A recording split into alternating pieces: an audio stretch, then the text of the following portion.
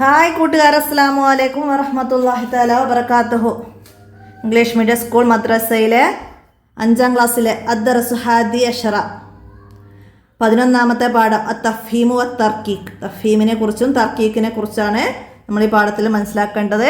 നമുക്ക് പാഠത്തിലേക്ക് കടക്കാം. ബിസ്മില്ലാഹിർ റഹ്മാനിർ റഹീം. എന്താ ഇവിടെ വന്നത്?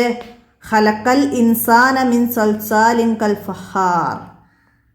എന്താണ് മുകളിൽ കൊടുത്ത ആയത്തിൽ ഹ, ഖാഫ്, സാദ് നിങ്ങൾ ശ്രദ്ധിച്ചില്ലേ? അവയെല്ലാം വായ നിറച്ചാണല്ലോ നാം പറഞ്ഞത്. ഹ, ഖ, സ അതൊക്കെ നമ്മൾ വായ നിറച്ചാണ് പറഞ്ഞത്. ഇങ്ങനെ വായ നിറയെ ശബ്ദമുണ്ടാക്കും വിധം അക്ഷരത്തെ തടിപ്പിച്ചുച്ചരിക്കുന്നതിന് തഫ്ഹീം എന്ന് പറയുന്നു. എന്താണ് തഫ്ഹീം? അടയാളപ്പെടുത്തി വെക്കുക.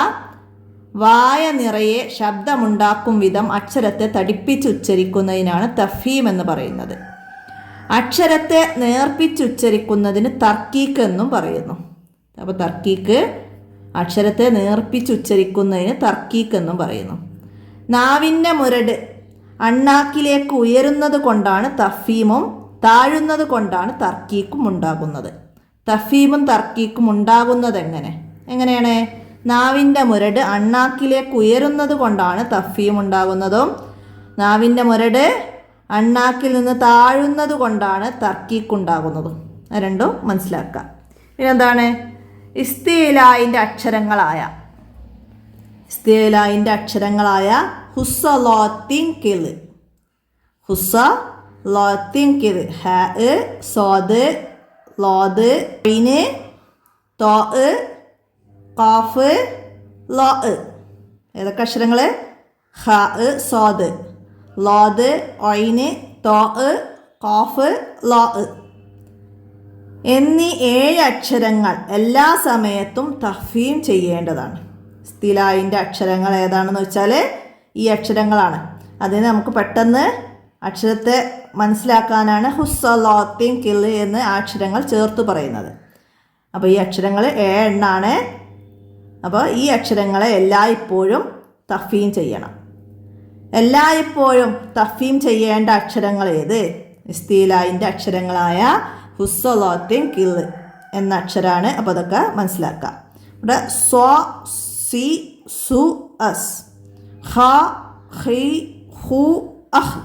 അപ്പോൾ ഇതൊക്കെ പറയുമ്പോൾ നമ്മൾ ശബ്ദം വായ നിറയുന്നുണ്ട്. നമ്മൾ ഹ പറയുന്ന പോലല്ല, ഹ നമ്മൾ പറയുക. അപ്പോൾ നമ്മൾ വായയിലൊരു കനം വരുന്ന പോലെ, നിറയുന്ന പോലെ ഉണ്ടാവും. അപ്പോൾ അതൊന്ന് ചെയ്ത് നോക്കുക, മനസ്സിലാക്കുക. അടുത്ത ഇവിടെ ഒരു നുൻഷിദാണ്, പാട്ടാണ്. എന്താണ്? വായ നിറച്ച് തടിപ്പിച്ചക്ഷരമുച്ചാരണമത് തഫ്ഹീം.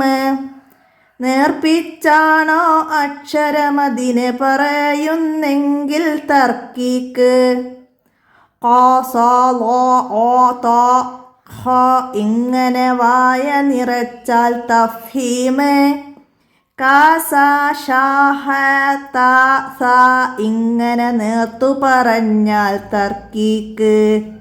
അത് മനസ്സിലാക്കാനുള്ളൊരു ബൈത്താണ്, പാട്ടാണ്. അപ്പോൾ അത് മനസ്സിലാക്കാം. ഇനി നമുക്കിതിൻ്റെ ദഫ്തർ തോലിബ് നോക്കണം. ഇവിടെ എന്താണ് നമുക്ക് തഹ്സീസ് വന്നത്? നഖ്റ സൂറത്തുൽ ഹജ്ജ് സൂറത്ത് തഫ്ഹീമൊക്കെ മനസ്സിലാക്കി ഓതാനാണ്. പിന്നെ മനപ്പാടാക്കാൻ സൂറത്ത് യാസീന് 51ാമത്തെ ആയത്ത് മുതൽ 55 വരെ ഹദ്ദാദ് റാത്തീബിലെ ലഫ്ലുകൾ നമുക്ക് വരുന്നത് നമ്മുടെ ബുക്കിൻ്റെ അവസാനത്തിലുണ്ടാവും. അപ്പോൾ അതൊക്കെ ഹിഫ്ലാക്കുക. അതാണ് ഹിഫ്ല് വരുന്നത്. നമുക്ക് ദഫ്തർ തോലിബ് നോക്കാം. നജീബ്, ചോദ്യങ്ങൾക്ക് ഉത്തരം എഴുതാൻ. തഫ്ഹീം എന്നാൽ എന്ത്? നമ്മൾ അടയാളപ്പെടുത്തിയിരുന്നു. എന്തായിരുന്നു? വായ നിറയെ ശബ്ദമുണ്ടാക്കും വിധം അക്ഷരത്തെ തടിപ്പിച്ചുച്ചരിക്കുന്നതിന് തഫ്ഹീം എന്ന് പറയുന്നു. 1ാമത്തെ ചോദ്യം. അതിൻ്റെ ഉത്തരം നമുക്ക് എഴുതാം. അടുത്ത തഫ്ഹീം ഉണ്ടാകുന്നത് എങ്ങനെയാണ്? നാവിൻ്റെ മുരട് അണ്ണാക്കിലേക്ക് ഉയരുന്നത് കൊണ്ടാണ് തഫ്ഹീം ഉണ്ടാകുന്നത്. 2ാമത്തെ ചോദ്യത്തിന് ആൻസറാക്കി എഴുതാം. നാവിൻ്റെ മുരട് അണ്ണാക്കിലേക്ക് ഉയരുന്നത് കൊണ്ടാണ് തഫ്ഹീം ഉണ്ടാകുന്നത്. അടുത്തത് എല്ലാ സമയത്തും തഫ്ഹീം ചെയ്യേണ്ട ഹർഫുകളേവ? എല്ലാ സമയത്തും തഫ്ഹീം ചെയ്യേണ്ട ഹർഫുകൾ ഏതാണ്?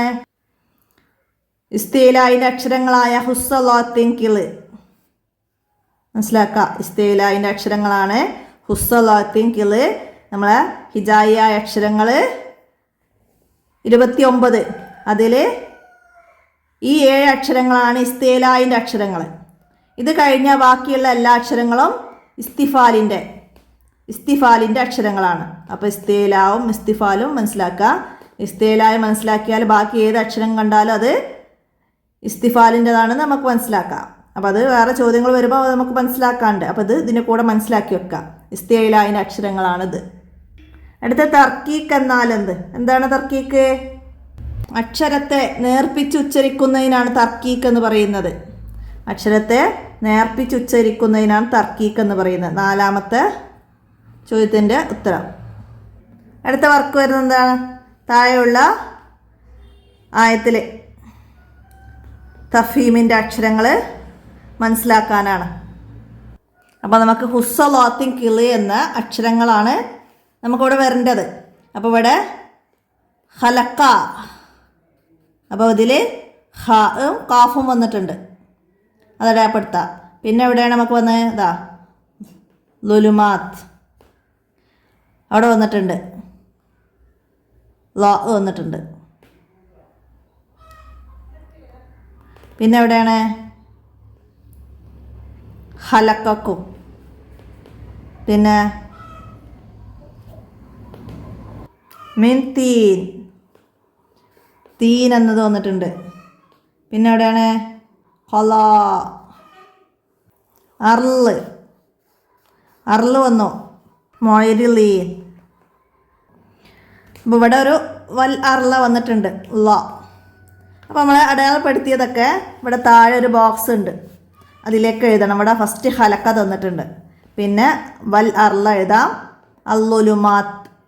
അല്ലുലുമാത്ത് എഴുതാം. പിന്നെ നമുക്ക് വന്നത് ഹലക്കും അത് വന്നിട്ടുണ്ട്. പിന്നെ തീനിൻ അത് എഴുതാം. പിന്നെ കൊല വന്നു. പിന്നെന്താണ്? ഇന്ദഹു എന്നൊക്കെ ഉള്ളത് ഐനാണ്, പുള്ളിയില്ലാത്ത ഐനാണ്. നമുക്ക് ഒയിനാണ് വേണ്ടത്, ഒയിനാണ് വേണ്ടത് കേട്ടോ. അപ്പോൾ ഇതൊന്നും വേണ്ട. പിന്നെ അർലി വീണ്ടും വന്നു, അപ്പോൾ അത് എഴുതാം. പിന്നെ ഇവിടെയും വയാലമു എന്നുള്ളത് ഐനാണ്, അപ്പോൾ അതൊന്നും വേണ്ട. പിന്നെ ഇവിടെ അൻഹ ഐനാണ്, മൊയരിലീൻ എന്നത്. അപ്പോൾ അതൊക്കെ ഈ ബോക്സിലേക്ക് എഴുതി ഈ വർക്ക് കംപ്ലീറ്റ് ആക്കാം.